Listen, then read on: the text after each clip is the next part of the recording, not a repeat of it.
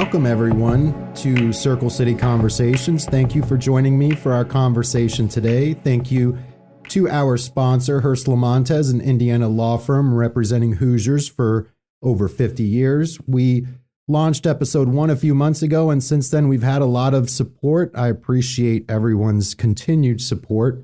I am pleased to welcome a very special guest, an entrepreneur, a business owner, a digital marketing expert, and a community education activist, Ms. Stacie Porter Bilger. Correct. Stacie, thank you so much for being on the show. It's great to be here. It's going to be fun. Yes. So we usually start simple here. Yep. So just tell us a little bit about yourself. Where are you from? Where'd you go to school? I am from Indianapolis. I'm an East Sider. I went to Warren, and then I went to IU. Okay. So I'm an IU grad.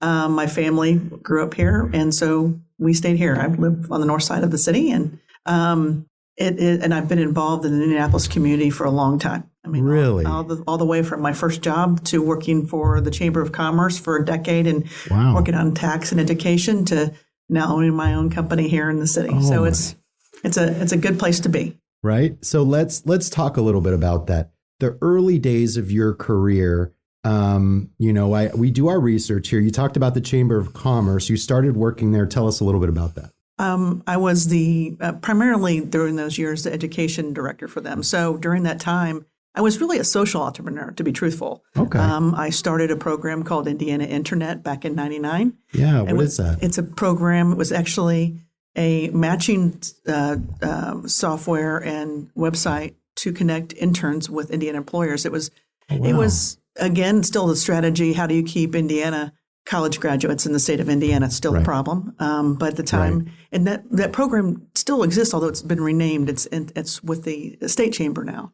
Okay. But did that, worked on the charter school legislation for 7 years. And got that passed. And so kind of was a core group of leaders who got that passed. Yeah.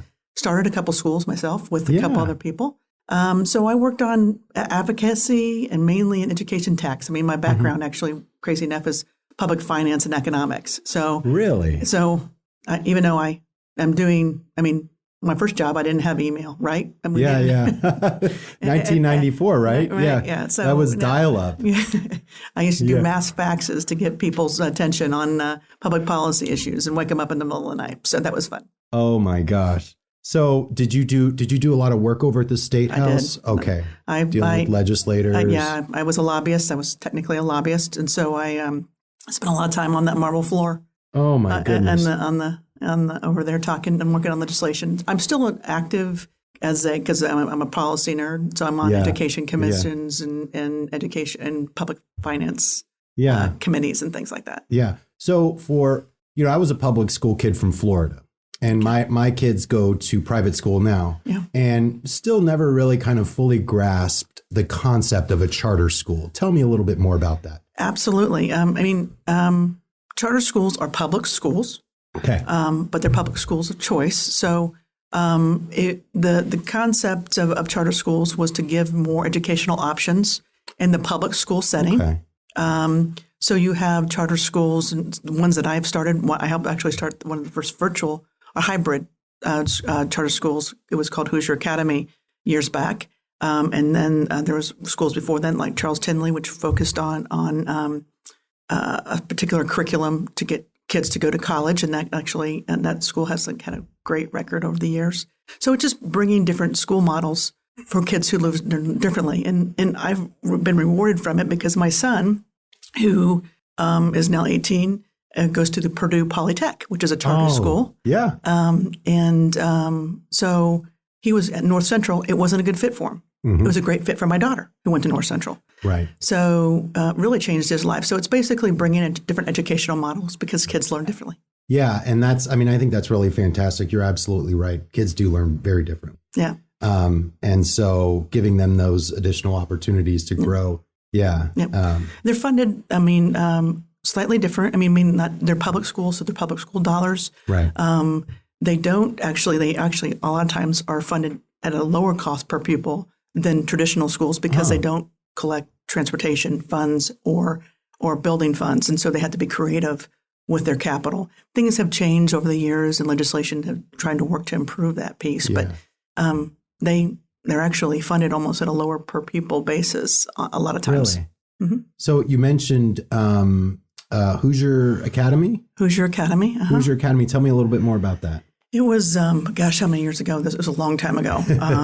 We worked with, to get it started, a company called K-12. Mm-hmm. They were out of, just outside of D.C. area. Yeah. And we used their curriculum at the time. This was before anybody thought about any type of virtual setting.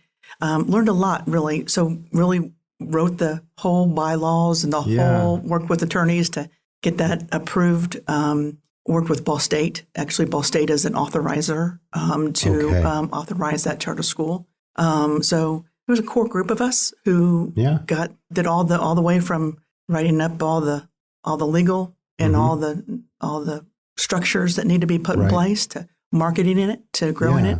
It was built as a hybrid, meaning that kids went to school a couple of days a week and then they went full time virtually. There's some changes to that school over time. So there were some learnings. Some of it was great. Some of it wasn't great. So there was imperfections with that model. But, some kids who, for example, I can remember a mom whose son was allergic to pencils. I mean, crazy, right? Really? So those type of models work for kids who didn't work in traditional settings, but could. So, it was great. It was the first hybrid school in our state. Now they've grown. Yeah. Again, there's pluses and minuses with those models. So, anyway. And this was what, like maybe 20 years ago? Oh my gosh. Was it 2000? Yeah, I think I worked on starting that school maybe 2004. 04. I want to say that's when I worked started, and I was the chair of that school for quite a long time. Mm-hmm. And then, my daughter actually, when she was in kindergarten, went there. She's in Loyola in Chicago right now. So that was a long time ago. Yes. Oh, that is so. Our babysitter, she used to live next to us. She goes to Loyola. Oh, really? She's in the nursing program. I know they have a great nursing program up there. Yeah. So we love it when she comes home for during the summer because then we have a babysitter. You said you had children. I do too, but there are 4 of them and they're under 10. Oh, well, that's fun. So it is busy, kind of fun. But enjoy it. Right? I blinked and mine are 18 and 21. So. Oh goodness. Oh, so did we talk a little bit about what about the Indiana Venture Center? I've left the chamber in my political life at the time, especially because I spending the time at the State House having kids was tough. Because you had to, you had to go to all those events at every hour of the day. Mm-hmm. So I went to the Indiana Venture Center, and it no longer exists. It was started by a gentleman named Mike Hatfield. He was from Middlebury, Indiana, but he made his billions in California of a company called Sarant.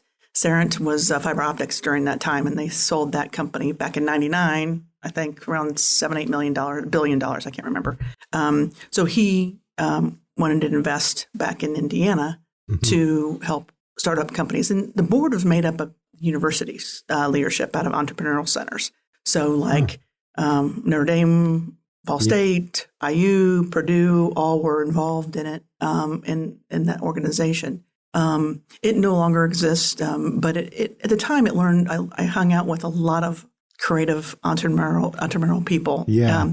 People who had ideas that were not going to make it. I mean, I still remember, I tell the story all the time. I was, somebody came to the Venture Center and said they solved cold fusion, which I had no idea. I highly doubted that they did, but took them to, basement and talked to a physics professor out of Notre Dame and said, does he have something? And he's like, no, he doesn't. So he had to do a lot of validation things, but I learned a lot about what it takes. Yeah. And the biggest problem that I saw with companies is, how do I get in front of my customer? How do I, that was, not everybody's going to buy your product. It's not, so how do you find your niches? And I got addicted to, at the time, Google was kind of taken off, right? So I got addicted to competitive intelligence. I got addicted to understanding consumer behavior. And so then I got addicted to SEO, search engine optimization, and just understanding now I'm addicted to AI and all those tools that help my clients or any kind of business understand who buys their product, why, and how to dot the I's and cross the T's so that they are the answer. Yeah. So, you kind of hinted at it, at a certain moment in your career, you kind of changed gears. I did. From, doing educational stuff, in that industry and to moving more towards digital marketing. So was there like a moment or a time that you remember specifically where you were like, I just want to do this? Or Well, I mean, there's a lot of things that play, and all of us kind of go through that. One was I was at the Venture Center, and all these people who were launching companies, and they had all these great ideas. Most of them were struggling to launch, but I was like, I don't have an idea. Right. I mean, I wish I had an idea. I didn't have an idea, so my idea was to help them and to be okay. So that was a trigger. The other piece was kids. I didn't want to go. I still love public policy, but I didn't want to live that life. Yeah. And I needed to be there for my daughter's soccer. Right. Right. And so I decided that, okay, I'm going to start a company. And it was back, 2010, the economy wasn't the best. Time at that time. So I just spent a year or two just digging in and learning a ton. And so started Proof Digital. So you started, what about Indie Web Experts? Was that before Proof Digital? It was I had a partner at the time, and it was a very short-lived, you learn, you have a partner in those types of things, and it wasn't the best setup. Right. Loved that person. It just, some of those types of things, and decided to go just do it on my own. Yeah. Yeah. And then Proof Digital was born. Now tell me a little bit about Proof Digital. What do you guys do there? We are a data-driven digital marketing company. So we do a lot of those things that you'll see a marketing firm do. We build sites. We build a lot of e-commerce sites. We serve some education. We did some work for the Higher Education Commission, construction, manufacturing. But we do help our clients be the answer when somebody is looking for. That means that's SEO, that's ads, that's content development, that's web development. The web development, we kind of use that as a driver because if it's not set up correctly, you're going to lose on that too. So we do have clients all the way from a shoe company out of Seattle, e-commerce, because there's a lot of technical pieces that go into getting somebody to say yes to an e-commerce site. We also have a great manufacturing company that's an e-commerce site out of Nebraska that sells those utility flags all over the world. To Foster Success, which is a nonprofit in Indiana. Yeah. So we talked about this before the show. I know a little bit about digital marketing. Yep. Not enough, but maybe as a lawyer, maybe enough to be dangerous. Know. So it's always changing. It's ever evolving. It is. Right.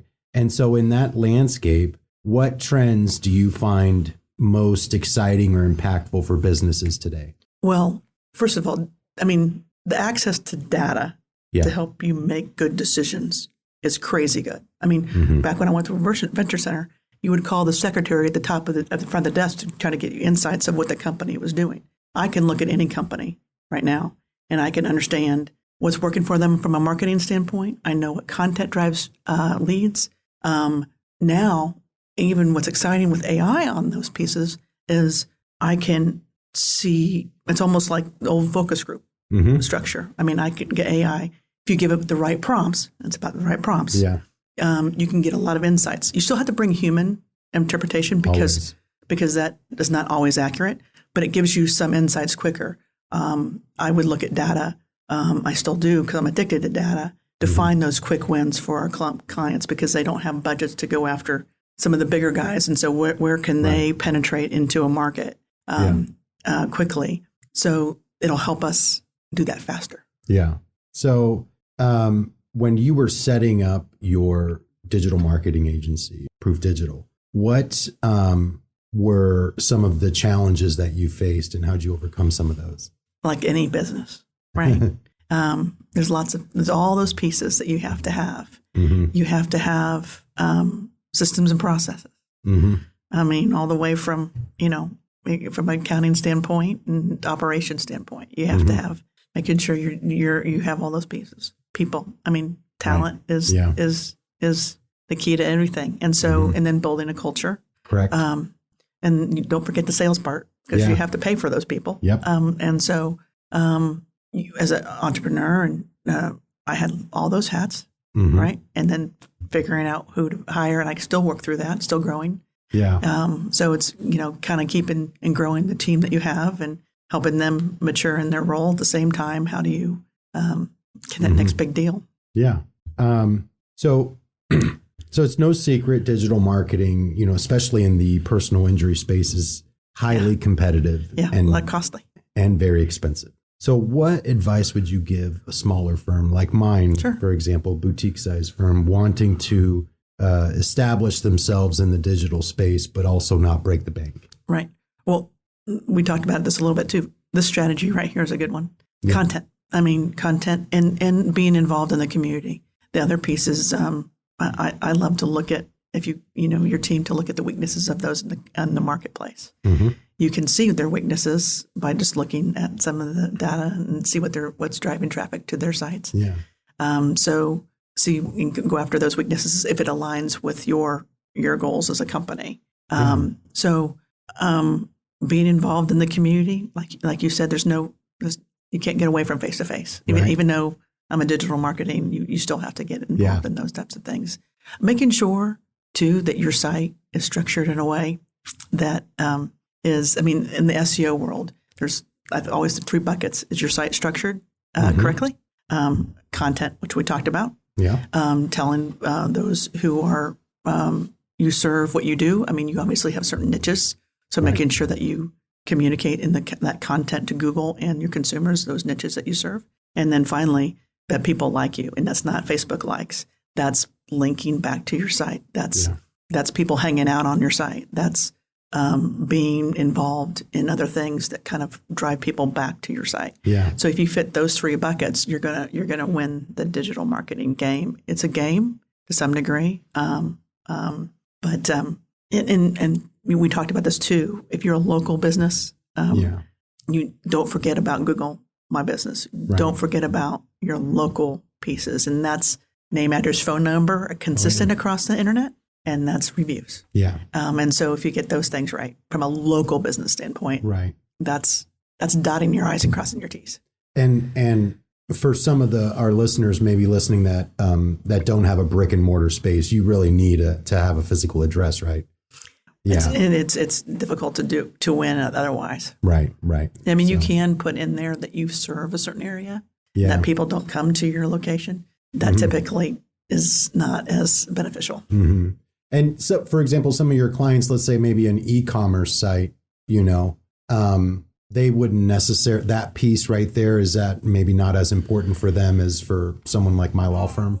Probably not. However, it's part of our strategy because, there's somebody who might be still search, shoes near me, right? And Google has local indicators. That they certain businesses and certain searches, right? Yeah. A law firm would have a local indicator because people don't want a law firm from another state. Correct. They might have if you're looking for somebody to clean your house, you're not going to get somebody from somewhere else. Those are local indicators. So certain businesses have local indicators, but some of our clients who don't, it just also just gives a trust. So I always still keep on making sure that you do your business listings, making sure that your description of your company is consistent. Your name, address, phone number is updated across hundreds. There's hundreds of business listings.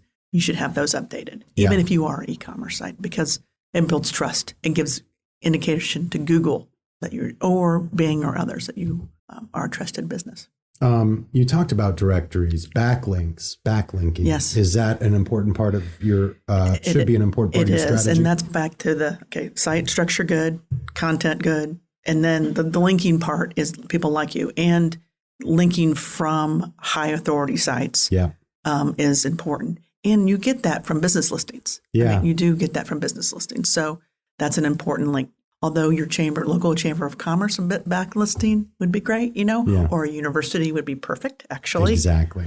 So those sites that Google view as higher authority. So if you do want a backlinking strategy, I would go after universities and I would do those business listings out of the gate. Yeah, we were one of the first ones to do scholarships. Okay, good point. To develop those links, and then I think there was some talk about Google kind of wising up and punishing people for doing that, but now they're backtracking off of that a little bit. And so we went a little bit back and forth on that kind of scholarship program. But so, I've heard some lawyers, say that organic SEO is dead. Okay. And we talked a little bit about this before, but I'm a firm believer in content is king. I believe in it.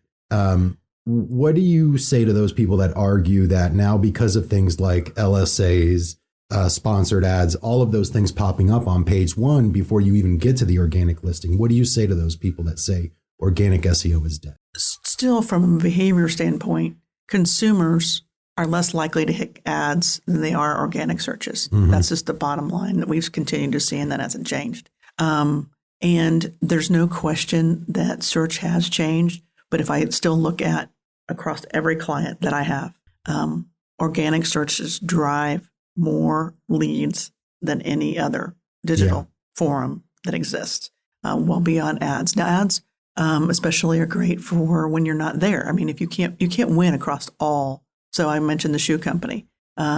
They are orthopedic shoes, so they can actually win orthopedic. And they're right below Amazon on that. But maybe they can't win athletic shoes, but they still sell athletic shoes, and that's a bigger competitive market. Yeah. So ads might be the better strategy for that particular keyword. I don't think SEO is dead. We all are searching for some things. Now, it'll evolve. Yeah. Your Gemini is going to change, and Google's about ready to release another change on their platform. So it's going to be interesting to see how that changes. Google search, YouTube's a search engine, Amazon's a search engine. Yeah. So you can name multiple other sites that are search engines, even if you think of Google as only. People are searching for your product. Yeah. The SEO is a system, and SEM ads for you to be the answer when somebody's looking for what you solve. So you just have to be creative. And content, to your point, is if you still have to get to that human component. What problem do you solve? Yes. How are you going to make my life better? And how do I get in contact with you? Yeah. The clearer you can make those three things ahead of, in front of somebody, the more likely they're going to call you. Yeah. Yeah. And so search is going to be part of that. It won't be the only one. So Proof Digital is a data-driven firm. A lot of industries are moving in that direction, if not already there. Yeah. Yeah. So can you share maybe a success story about one of your clients and kind of maybe seeing them grow from a digital perspective? Yeah, I'll give you a couple. One is a company out of Fort Wayne, Indiana. Yeah. And they grew out of the pandemic. So they have a company some of the partners have for creating event structures. I mean, like for golfing events. I mean, so those big structures, double deckers and those type of things. Yeah. And so that they work together with another partner to launch another company called Your Space. And Your Space creates office pods, office structures so that, for the ever changing, needing fit outs and different things because the commercial property is changing. You're not growing. So you need to be creative with the space. Right. So they were going up against Room.com. Room.com spends millions on ads. They cannot. And so we work with them to find some quick wins. And the wins were in the education space. So education spots, sensory spots. You look them up now, they rank 1 or 2, and going after education pods, sensory pods. So they built that market. At the same time, now we're working on architects and others from a fit out standpoint. But so they're growing and then have grown since the pandemic. And so it's just understanding the weakness of, even though Room.com spent millions, what is their weakness? Right. At the same time, what kind of content are they producing? What's driving traffic? So they started driving and writing content around flexible office space, right? So we developed content around flexible office space, and we learned what their weaknesses are on that content and beat them on it. Okay. So privacy pods, other things like that. So you look at, especially if you have somebody in the market, sometimes that's good, right? Mm-hmm. That means that some people are buying those products, and they can't be watching all their dots and T's, I's and T's. And so, what are their weaknesses? Blackburn flags, and they're in Nebraska. The utility flags across the utilities, They focus on green industry. Mm-hmm. They didn't even have an e-commerce site 6 years ago. And we helped them get from just being it's a family-owned business. And now they're growing. I mean, they're all over the world, those utility flags. And if you see a utility flag in somebody's yard, you can pretty much bank it was their grandfather actually developed the machine in his basement to solve a surveyor problem in their area to mark property. Oh my gosh. 70, 80 years ago. And so now they have so if you look at marking flags, they're going up against Amazon, they're going up against Lowe's, they're going up against Home Depot, all those other companies. So they're doing well. We're about ready to launch a new whole ERP system with them and a new website. So those are fun stories. But it really is just looking at the data. Yeah. And seeing, okay, here's a weakness. Mm-hmm. And again, I always go back to dotting I's and crossing T's. It's just doing the details. Yeah. That actually will help Google understand, okay, we do sensory pods, we do education pods, developing content around that and growing in that opportunity. What let's say a young solo practitioner wants to get some ideas on their competitors. What would be some of the tools maybe you would recommend for them to get a glimpse or a 30,000 foot view, maybe not as detailed as Proof Digital would provide, right. but something like that. Yeah. Well, first, free tools that exist are, first Google them. Right. Google them.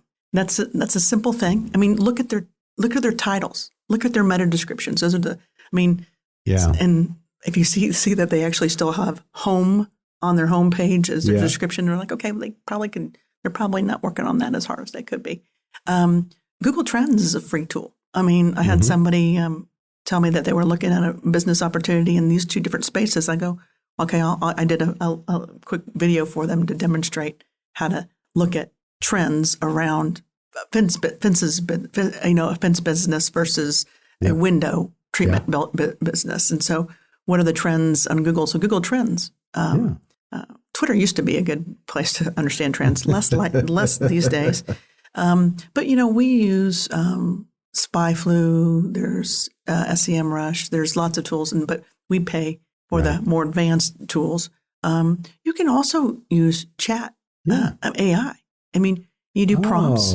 I mean, just do prompts and see that's right. I never thought of that. Yeah. Yeah. So there's a lot of tools out there, but again, we do pay for the paid versions of some of those tools, but there's free ones out there just to get a glimpse. Yeah. What role does data and analytics play in your digital marketing strategies when you guys are developing a strategy, let's say for a new client? Yeah. So probably the biggest piece it goes down to, I kind of gave you a little glimpse. It definitely drives a lot of the content strategy. I see. We build content clusters around those weaknesses. So, for example, I gave you the Your Space piece. Yeah. We use the data. We did competitive intelligence and use those data on what's working for room.com, for example. Okay. Were they getting traffic? And also on that traffic, because the tools we have, we can see that's really competitive, that's less competitive. Yeah. So we can find the weaknesses within that copy. And so that'll drive, those data points will drive, okay, we need to develop copy for education pods. We need to develop copy for privacy pods. We don't have any copy on the site. So we have the site structure. We do we do data from a standpoint of all the site structure pieces. Is Google crawling it? And is the speed good, or there's broken things? Then we use data from a content strategy. Okay. And then we'll use data sometimes from a linking strategy too. So where's room.com getting links from? Well, we should get a link from there too. Right? Okay. So data plays a role across everything that we do because you can't do everything. So where's the win? Right. Where's the win? Where's the easiest, fastest win? And data can tell you that. And AI can do that too. I was interviewing a colleague out of Minnesota who uses data for education. Okay. So you're going to see a lot more of that used right there in the data. Where's these students at? So data can tell you a story if you just look at it. Yeah. What, with the rise of social media, what role do you think that social media is now playing with digital in as part of your digital marketing portfolio? Right. I will be honest. I have a love-hate relationship with social media because I'm so data-oriented. Social media is not a quick process, right? It's not so when our clients want a quick win, it's not where we go. Right. They're starting a company. They only have so many resources. Let's focus on where your customers are. Now, social media is about building trust. It's about being helpful. Yeah.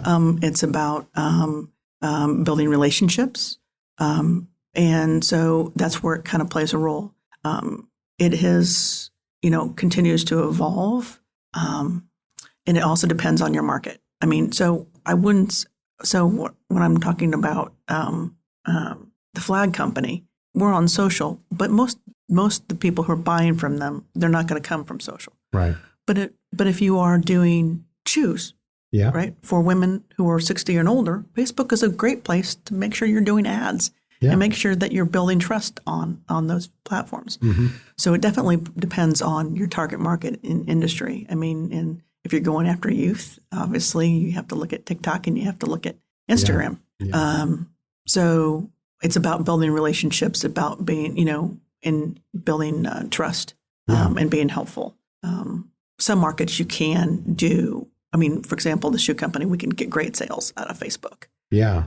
For that particular market, but not everybody works that way. Right, and it's almost like when you have almost a B2C kind of business where you're direct to consumer. Yes. Like us, we're service providers, direct to consumer. And the one thing that I've started to see is that people want to hire a lawyer that they can identify with, that maybe is like them, or yes, yeah. I mean, that's what you should be doing on social. Exactly. So let's change gears a little bit. Well, not really. Let's talk about chat.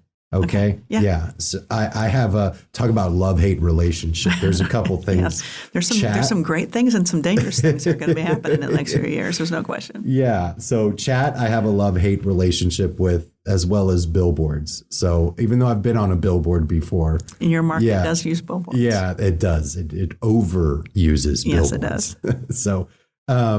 So chat, we use Engage here. Mixed reviews, I would say. We had a chat before where we actually had the lawyers answering the chat, which was problematic as far as resource allocation goes. Mm-hmm. Yeah. So do you think that chat is dead? I know I go on a website, I see the chat, I just X. Get me out of here. We're not necessarily seeing that it's dead. I think there are some folks who use chat well, and there's some people who don't use chat well. I don't think it's dead. We see leads coming in from chat on some sites. Yeah. Now, it depends on how you use it. There's going to be AI is going to change chat. Mm-hmm. It'll be interesting to see how consumers, see that, because most of the time most chats are bots. Are bots. Yeah. They're not human. Yeah. So some of the clients who are human who respond, we see good results with, but again, they don't have massive chat coming in, so they can handle it. So if you have a human behind it, we're seeing some good results. Yeah. I don't think it's dead yet, but something we'll always watch. Right. Yeah. I struggle with it because I feel like most people expect a chat to be a bot. More and more, because everybody does have a bot. Yeah. And we use live chat, but with a live person, but everyone wants the answer to their question. And this is just an individual on the other side. They're not a lawyer. They can't answer a legal question. Right. So your industry would be a different one I would have to think about with your chat, because you can't give legal advice. Right. Only lawyers can. Yeah. And some lawyers can't even give legal advice. and you could have that standard answer that you can't, if you want to talk to, Right. Tell them it depends. That's the standard lawyer answer. It depends. That's a way to get a hell of a bounce rate off your site. Do you see leads coming in from there? I do occasionally. Yeah. But we have to be vigilant. I got to be right on it. No, you do. Yeah. And some chats, what you can do, and I'm sure you're doing this as well, is we don't always have it on. So just have it on when you can be responsive. Yeah. And so maybe it's not on, it's only on a couple hours a day during the highest time of your site traffic. Yeah. Yeah. But I don't know. I don't actually have an answer for you. It depends on the industry. We do see leads from even like I mentioned, your space client. They do get leads out of their chat. Yeah.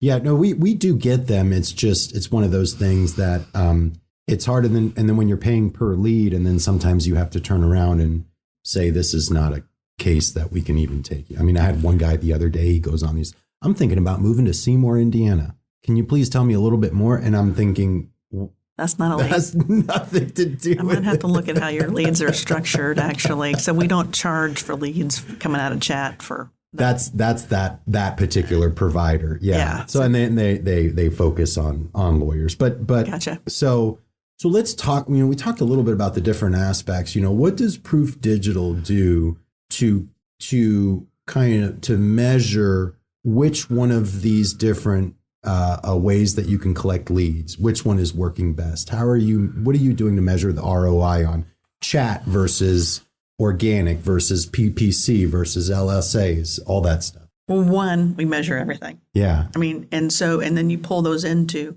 we have dashboards, and we review those dashboards on a regular basis. And we review those with the client too, because it depends on the client, right? So, we might be tracking phone calls. We might be tracking all those types of things. And so when you're tracking phone calls, you have to have the conversation like you did with the bot. Were these good? Yeah. I mean, were these bad? And so we don't necessarily charge by leads, but we're just basically showing our results. Sure.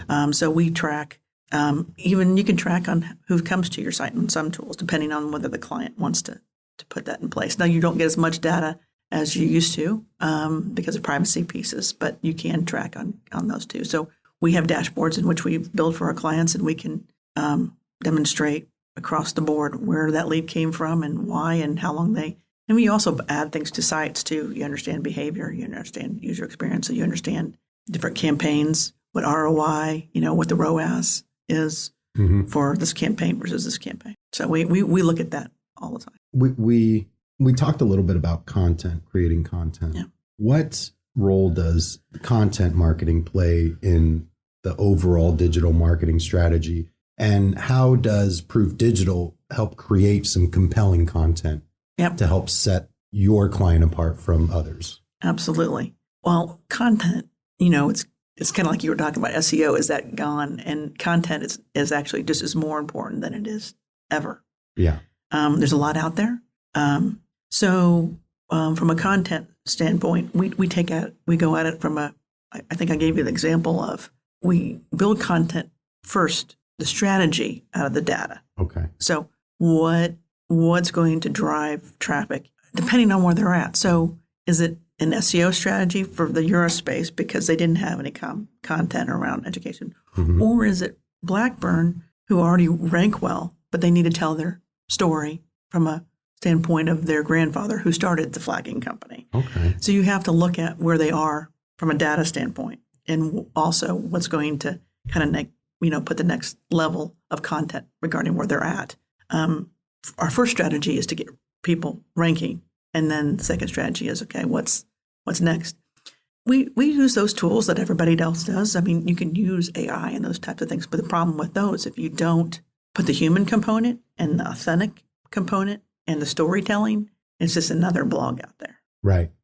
So you have to bring both the data component and then say, okay, here's the content strategy. Let's put the calendar together for the next 3 to 6 months on content. So we have in-house content writers. We also have at-home moms who write content for us. We have students who write content for us. We have lots of different writers. Yeah. So we've had that since the beginning. I can appreciate having a part-time job out there. So we have a student actually who's an amazing writer out of Notre Dame right now. She's a Notre Dame senior. She's a film and English major. She writes copy for a lot of our clients. So we drive the copy, what needs to be written. So we basically say, okay, we need to stay in these kind of keyword clusters. Here's some keywords, here's some focus, and here's some topics. And that's kind of how we drive content. It's a long-winded answer. No, that's great. That's, this SEO it's always changing, Yeah. So it's good to hear the different ways that people approach it. So how do you think how has the increasing emphasis on user experience influenced your approach to digital marketing? Well, it's really important, especially since we have e-commerce sites, right? Yeah.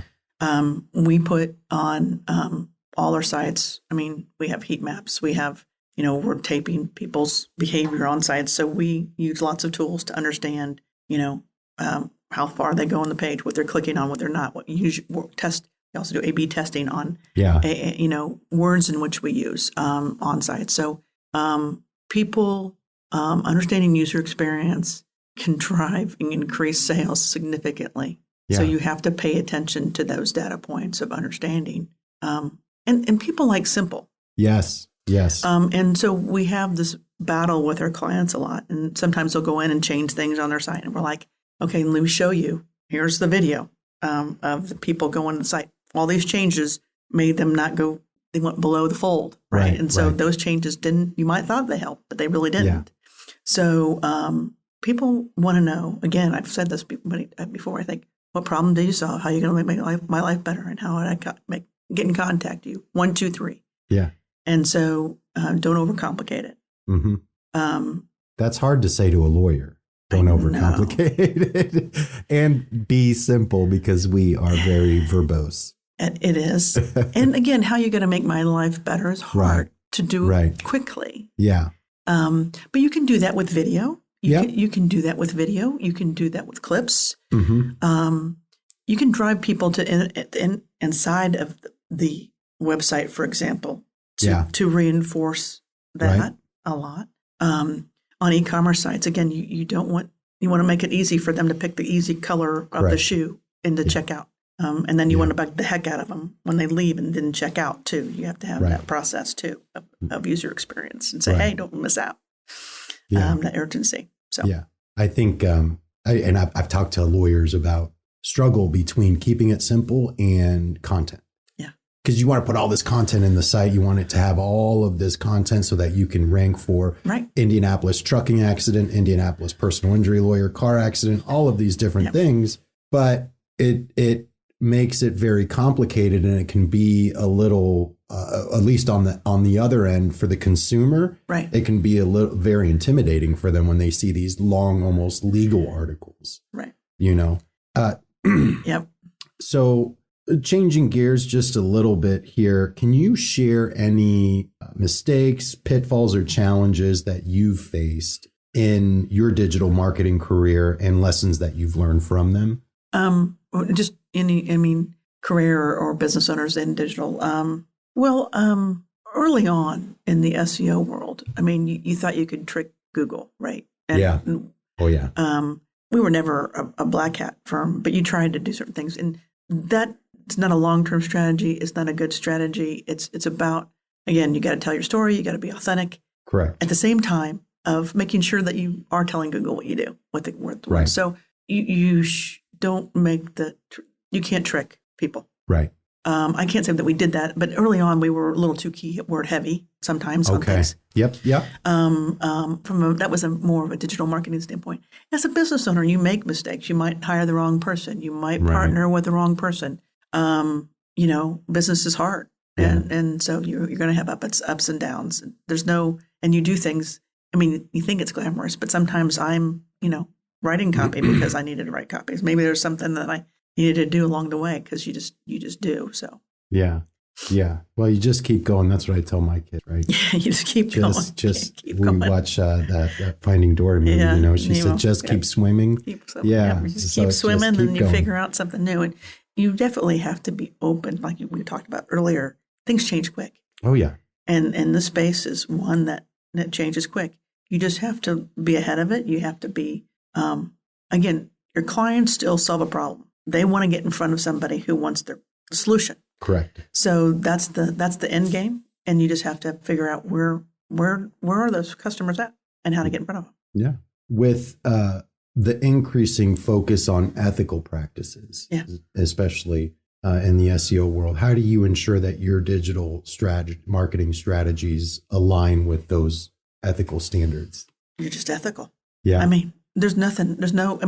Our clients, we care about them, and they also care about their customers. So it's just about being truthful. Right. And it's just about being ethical. There's nothing, if they don't solve a certain problem, then we're not going to market that. Right. Just be just be ethical and be honest about what the problem what they solve. Yeah. And I think that providing data driven results to them, I think that's great. Right.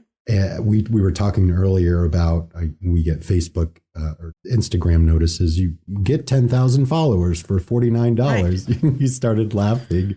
Yeah, that doesn't work in the long run. And people do focus a little bit too much, to be truthful, on likes. It's not about likes. I mean, people think, I might post something on Instagram, on LinkedIn, and, maybe I'm disappointed that I only got, 5 people versus 20. Right. But that's not the point. Is maybe those 4 people are the ones who will benefit from the most. Exactly. And from my client's standpoint, it's not about likes, it's about sales. Exactly. So, results. Right. Don't buy likes. Don't buy likes. Just like don't buy backlinks. Don't buy back. That'll bite you. That'll really come back. Not one of our clients has ever been that's one thing too, from a standpoint of you just don't try to trick. You don't buy backlinks. Don't buy anything. Be authentic. What problem do you solve? And then case studies and all those types of things. People will do work with you. Yeah. I've seen. There's no shortcuts. No, there aren't. I would maybe the closest thing you can get to shortcut is a PPC. Yeah. Yeah. But you're paying for that. Right. You know. And we get shortcuts from understanding the competitor's weaknesses. Right. But that copy is not real copy. It's written by a human. It's about telling about what the solution the client solves. Yeah. So yeah, and you're absolutely right. The punishment that you get from buying links is way worse and way longer than the flash in the pan that you might get to start. Right. So big box. Years back, I can remember JCPenney. I can't remember what year it was. Whoever's doing their digital marketing did that, and they and they were knocked off of Google for a long period of time. So when you just I'm sure that person got fired and probably sued, but you don't do that. Wow. So how do you see the future of digital marketing evolving, and what emerging trends do you anticipate are going to make a significant impact? Well, we talked about AI. Yeah. AI, if your eyes are open to it, it'll help you, those data points will help you get to your strategy quicker. I'm not saying that it's going to be the panacea, but it's definitely, we use it a lot from a standpoint of getting insights. Right. And it's going to continue to evolve and grow, and you got to watch out for it, for the bad and the good of it. Yeah. I think, digital is still going to be there. It's just going to be different. Video, audio is going to play people still, podcasts and which we're doing right now. That's still digital. So digital is going to be in multiple forms. YouTube is still massive. It's not necessarily always the best place to get leads on, but depends on some of those things, depends on the market. But again, it's the same process of what problem do you solve, and then how do you make their life better, and then where are they? Right. And the data will tell you where they're at. Okay. Yeah. So, but you're still going to have, it's going to evolve. It's going to be interesting to watch, and you're still battling bad guys too. The bad guys are going to be. Yeah. Both on email, you're seeing some changes on email for. DMARC need more authentic, to make sure that's you. So we're doing all that stuff. We do email marketing too. So making sure those emails get into inboxes, and that'll continue to change. Email still works. Absolutely. And you're right. People process and digest their information in different ways. I've got a friend who gets his news from Twitter. Yep. And then I've got another friend, that goes to Facebook, and I, for example, I spend more time on Facebook than my wife does. She spends more time on Instagram than I do.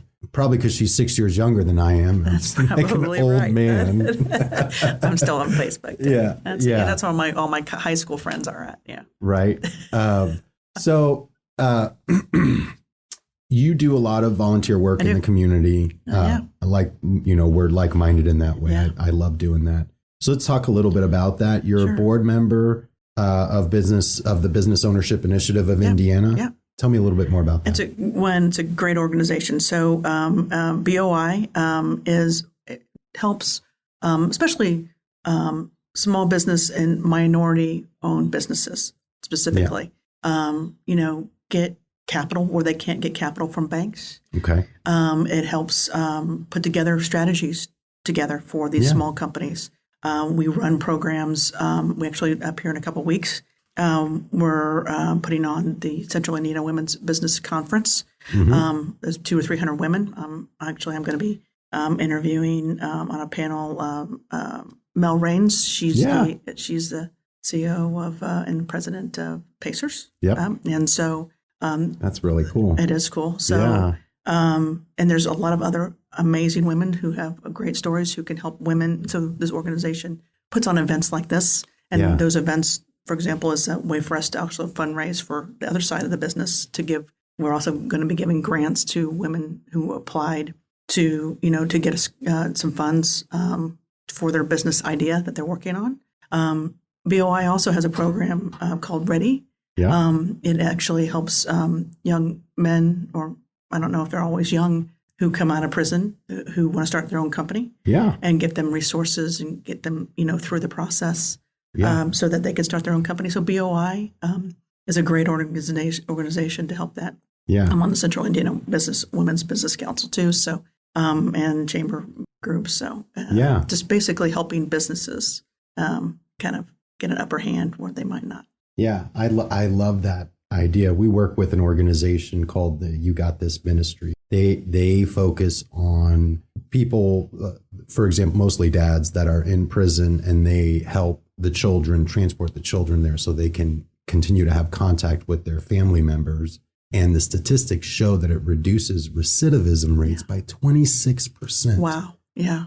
For them to know that their kids are there, their kids are coming to see them, and that they've got something, when they come out. And I can imagine that you do the same thing by helping them, start their own businesses and really be motivated, because it is, especially in Indiana. I was a public defender for a couple years, and I saw the same people, and the recidivism rate is ridiculous. So crazy high. It is.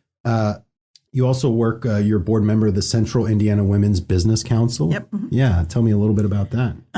Again, it's about elevating women at every level. To really think about, we all have our goals. We talked about me. I was a lobbyist. I worked for a venture center. Then I started my own company. Just encouraging and motivating women to think about those different pathways, where they're at. And like I said, I'm, interviewing Mel Raines, but there's other amazing speakers who kind of are telling their story. And so we do events, we do networking things. We basically try to, and then we, again, grants and scholarships and those types of things in educational resources for women who want to start their own business as well. So we do a lot of things like that. And it's been around for, I don't know, well over a decade. I think we're on our 10th event. Wow. So Congrats. It's coming up here in a couple of weeks. And so it's just really, various groups, everybody kind of needs a hand, right? To kind of think differently, to make sure that they're not alone, and to, get motivated.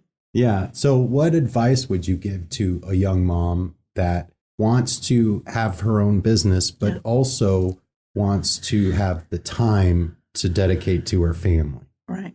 It's not an easy solution, but you can do it. Every situation could be different. My husband had a job. So I had a little bit more cushion on our mortgage at the time. It was tight, but it was so you have to do, is it a side hustle, or is it something you can jump in?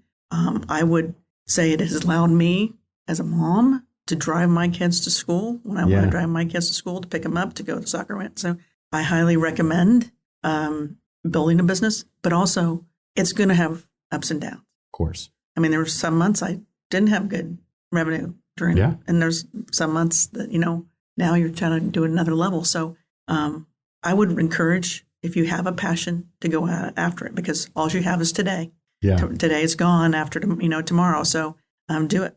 And they have a lot of support out there, like the Indiana Women's Business Council. There's a lot of support. There's, a lot of support out there. There's those organizations, like I mentioned.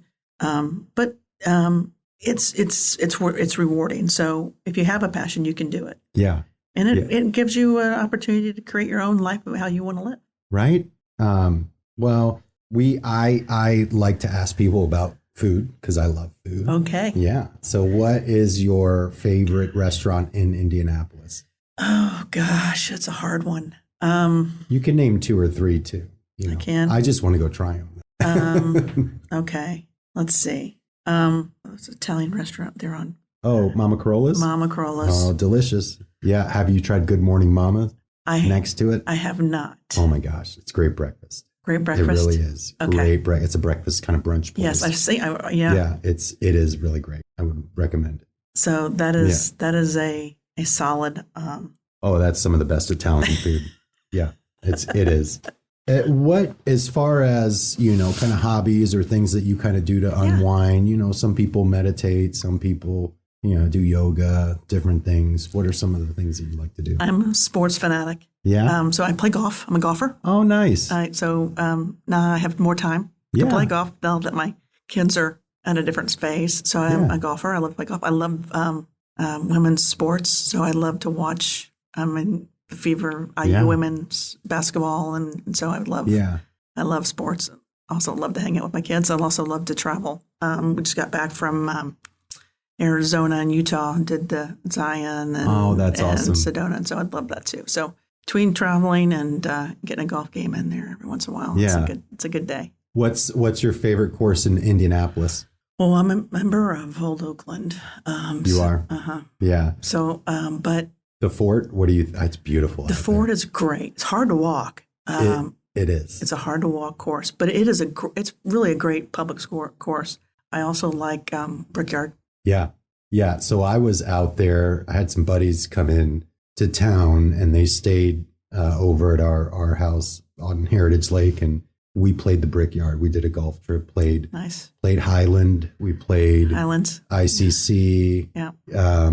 Which is an interesting course. I mean, it's right in the middle of the city. It is. Yeah. So I unfortunately I'm just a terrible golfer. So you're outside. That's good. but that's what I like to say. It must be the dad in me that really appreciates a well manicured lawn. So that's why I love to be out on the course. And I don't want to hit a ball because I'm afraid I'm going to kill someone and end up getting sued by someone like me. I have been hit by a ball before. So look for you there. Yeah, there's golf ball case law in the state of Indiana. No, I did not know that. It's an assumed risk. Yeah, there's case law out there. It is an assumed risk. If you're out there on the golf course, you get hit by an errant golf ball, then that's on you. Tough luck. Yeah. Which makes sense, actually. So, yeah, it does. Maybe you'll start golfing with like a hard hat or something. Yeah. Any mentors or people that have really influenced you in your life? Sure. We have those. I mean, all the way from, your parents. My dad, he actually passed at a very young age. I was 17. But I'm sorry. Sports, I mean, he pushed on sports, which was a huge impact on my life from a standpoint of confidence and getting things going. Shout out to a few people, even at the chamber. John Merland, he was the president of the chamber back when I was there, and he was such a good soul and a really good mentor. Definitely have had lots of people who, in the women's group that I'm a part of, there's a lot of unbelievably mentors there from a standpoint of helping you along when those days aren't so good. So I would say yes, there's a lot of good ones out there. What about for someone that wants to have a basic understanding of SEO? Is there a book or maybe an audio book or something you could recommend to them, like SEO for Dummies or something like that? I'm trying to think. Or should they just go to your YouTube channel? And maybe they'll do that. And where there's some blogs I know on SEO that exist on our site. I mean, there's sites that exist. Neil Patel will have some things out there, and so will Udemy or some other things out there. Yeah. But the thing with SEO, I mean, even though things change quite a bit, I mean they do, but it's still about site structure. Yeah, it's about signage. I mean, which is the content of what you do. Yeah. And it's what people like you, and just getting, people to link back to your site, but not do that organically. Right. Don't buy links. Don't try to trick anybody. Yeah. So SEO really is to me, and again, you can take courses on those types of things, and the technical side of things is a little bit more complicated. Oh, yeah. And so that's one thing we do. But on the content side, anybody can do that. It's just really being intentional about what is your solution, what you solve, and understanding the keywords people use when looking for those solutions. Right.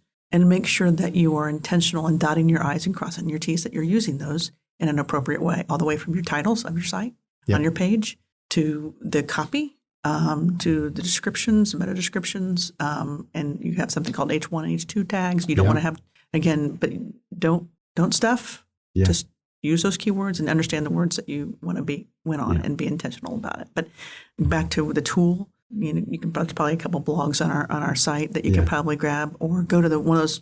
Even LinkedIn probably has a course on there too, right? For SEO, but it changes quick. Yeah, it does. So what is next for Proof Digital? What's next? Well, one, I mentioned that we're doing our podcast. I think I want to be more intentional about being out there to be helpful, like this, and maybe have that course for somebody to learn SEO on. We're continuing to grow. I mean, we're a business, and so we want to grow more in the e-commerce space. We serve manufacturing and construction and nonprofits. Just want to continue to be a resource to connect either businesses or people to take the next level. So more. How can people get a hold of you, Stacie? You can go to proofdigital.com, and that is you'll find me there. You can always email me at Stacie at Proof Digital too. STACIE. Well, Stacie, thank you so much for being on the show. I really appreciate it. Thanks. It's been a great time. Thanks, everyone, for listening to Circle City Conversations. Be sure to subscribe so you don't miss out on any more conversations.